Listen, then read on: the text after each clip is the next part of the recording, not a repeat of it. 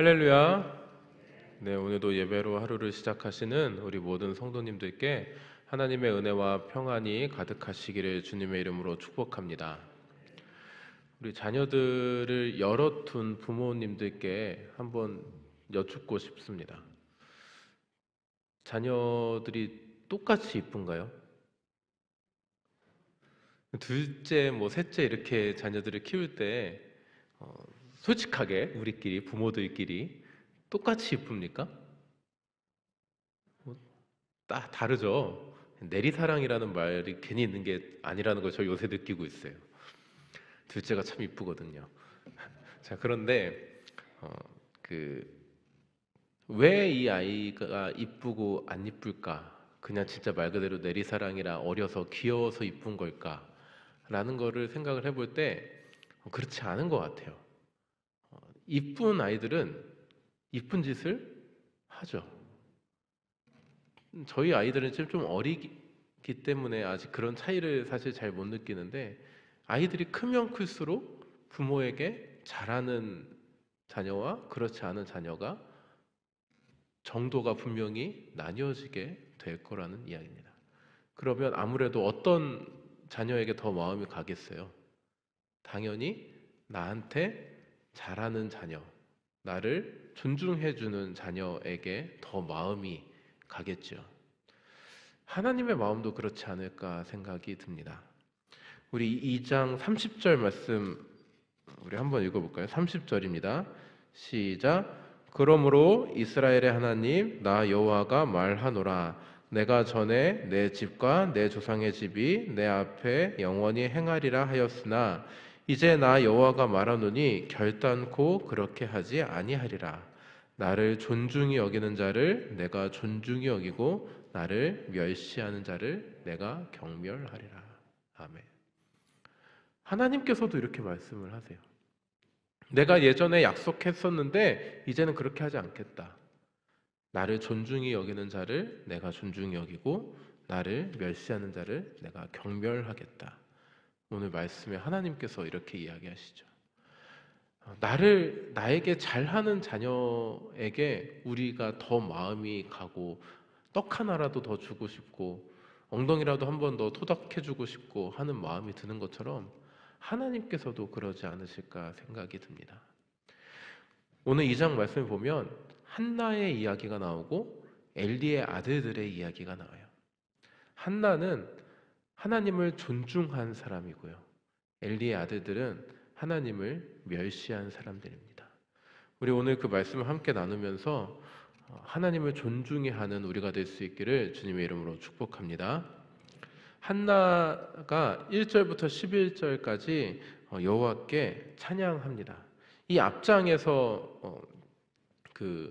마치 포도주에 취한 것처럼 하나님께 통곡하며 간구했더니 하나님께서 아이를 못 낳고 있던 한나에게 사무엘을 허락해 주시잖아요. 사무엘을 허락해 주신 다음에 한나가 이렇게 감사와 찬양의 기도를 올려드리는 거예요. 주의 구원으로 말미암아 기뻐합니다. 여호와 같이 거룩하신 이가 없으니 주밖에 다른 이가 없고 우리 하나님 같은 반석도 없으십니다 하면서 하나님을 찬양하고요. 그러면서 계속해서 하나님은 행동을 달아보시는 하나님이십니다. 하나님께서는 나의 행동을 잊어버리지 아니하시고 나의 기도를 들어주시고 하나님께서 나에게 역사하셨습니다 하고 찬양하는 것입니다. 그리고 뒤에 이렇게 나오는 말씀 중에 여호와는 가난하게도 하시고 부하게도 하시며 낮추기도 하시고 높이기도 하시는도다. 가난한 자를 진토에서 일으키시며 빈궁한 자를 거름더미 위에서 올리사 귀족들과 함께 하시며 함께 앉게 하시며 영광의 자리를 차지하게 하시는도다. 아이를 못 낳던 그 슬픔의 자리에 있던 나를 아이를 낳게 하심으로 기쁨의 자리로 올리셨던 그 하나님을 감사하며 찬양하는 내용이에요. 사무엘을 낳은 한나는 이제 사무엘을 낳았기 때문에 나는 하나님께 감사합니다 하고 끝낸 것이 아니라 하나님께 서원했던 대로 사무엘을 하나님 앞에 바치죠.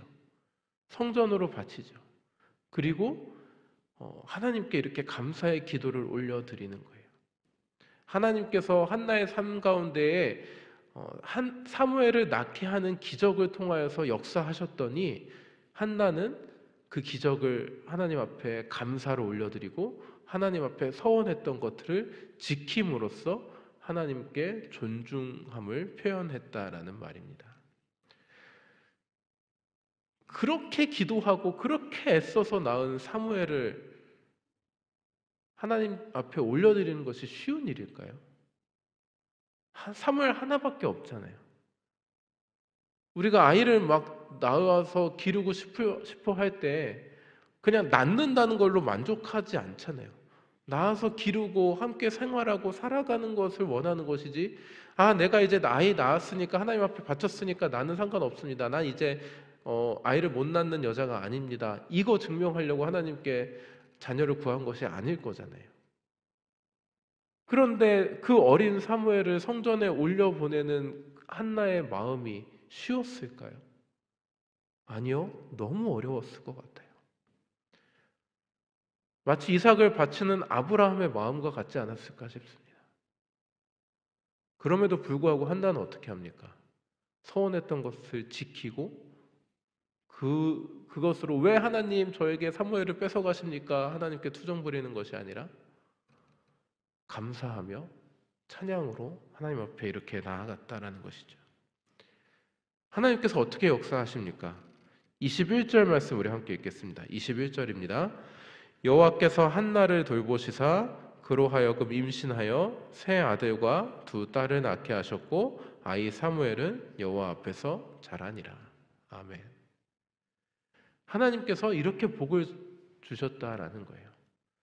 아이 하나를 바쳤더니 더 많은 아이를 주셨습니다. 이런 이야기가 아니라 하나님께 서원한 것을 지키고 감사와 찬양으로 하나님을 존중 여기고 나아갔더니 하나님께서 그 한나의 필요를 아시고 삶을 아시고 더 많은 것으로, 한나가 구했던 것보다 더 많은 것으로 하나님께서 채워주셨다라는 것입니다.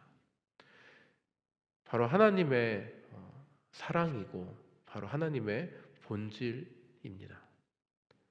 하나님께서는 사랑의 하나님이시기 때문에 우리가 바라고 원하는 것보다 더 채워주고자 하시는 분이 하나님이세요. 우리가 자녀들이 무언가를 해달라고 할 때 자녀들을 사랑하는 마음이 우리에게 너무 커서 과자 하나 사달라고 할 때 과자 하나만 사주고 싶지 않잖아요. 과자도 사주고 음료수도 사주고 싶고, 이게 사실 부모의 마음이잖아요. 살찔까 봐 안 사주는 거지, 저 닮아서. 더 이렇게 풍족하게 부어주고 싶은 것이 우리 부모의 마음이잖아요.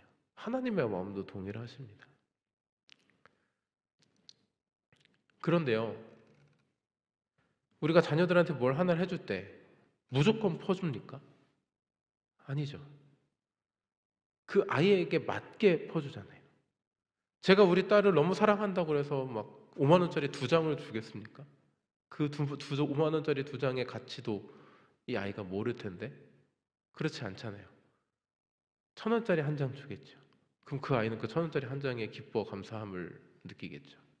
그런데 이 1,000원짜리 한 장씩 주는 것이 그 아이가 그 물질을 감당하게 될 때 어떻게 돼요? 조금씩 더 주게 되잖아요. 하나님의 은혜도 마찬가지예요. 조금의 은혜를 주시다가 이 은혜를 받아서 감사하고 그 은혜를 누리고 그 은혜를 통해서 하나님 앞에 더 나아가는 자녀들에게 하나님께서 더 큰 은혜를 부어주시는 거지, 하나님은 사랑의 하나님이신데 왜 우리에게 큰 은혜를 부어주시지 않으십니까? 왜 안 주시는 거예요? 우리가 준비가 안 됐기 때문에 안 주시는 거예요. 하나님께서 오늘 한나에게 더 큰 은혜를 부어주셨던 것은 사무엘을 주셨을 때 한나가 어떻게 행동했느냐에 따라서 더 큰 은혜가 한나에게 주어진 것입니다. 한나와 같이 행하는 저와 여러분 될 수 있기를 축복합니다. 하나님께서는 오늘도 우리에게 은혜 주시기를 원하세요. 복 주시기를 원하십니다.